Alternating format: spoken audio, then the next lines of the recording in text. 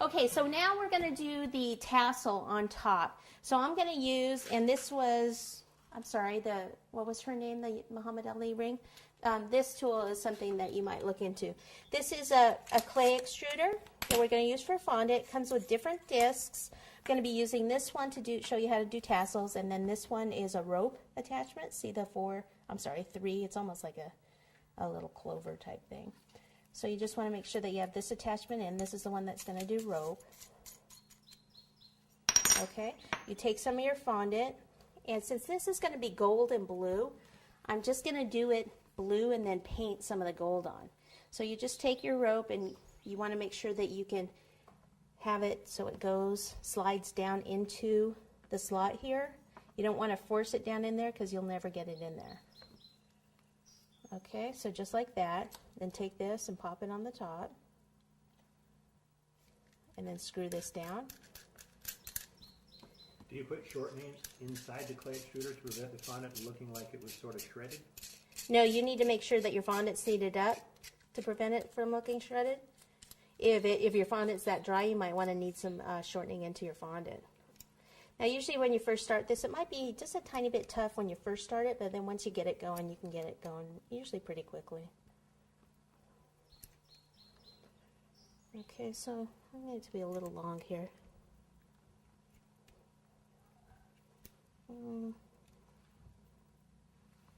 That's probably good, so I'm going to just pull that off.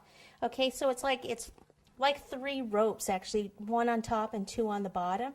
Then you just take both sides and you go opposite directions. Woo! And then it makes a rope. Okay, and I probably shouldn't have had the cornstarch or anything below it so that it doesn't get in the fondant like it just did.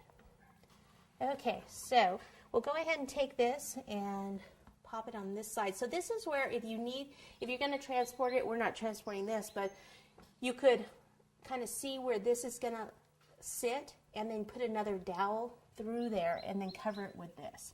So I think what we'll do is just kind of snap it off here, take a little bit of water right there, just kind of pop that there, and then I'll just take some of this fondant that I just took off and make a ball and put it right on top there. Sorry about my blue nails. Okay, and then let's see. Let's have this kind of.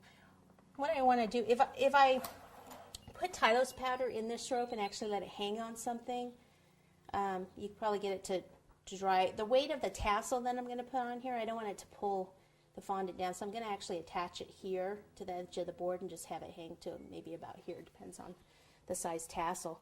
So what I'm going to do is show you 2 different ways to do it. This one right here, I'll take off this attachment and then add this other one. It's like a grass tip or for hair. There's different sizes that come with this extruder also. So if I just go ahead and, this one's a little tighter to do because it has all these different little strings. It's going out of a smaller opening, so it's just a little tougher. So let's see, maybe a little more. So I'll just kind of take that off, and I'll do some more.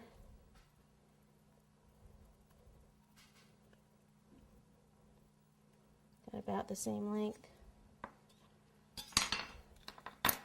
Okay, and then what you can do is sometimes I'll take a little ball of fondant and place it like in the middle, and then pull. See, I like this too because you can scoop up fondant. Pull this kind of over the top of that ball like this, and then scrunch the sides in. You see how it's making the little tassel? You want to kind of make sure you cover that ball, even if you need to put, like here, this side you can't really see it. I think I can see it over here. So I could take a few more of these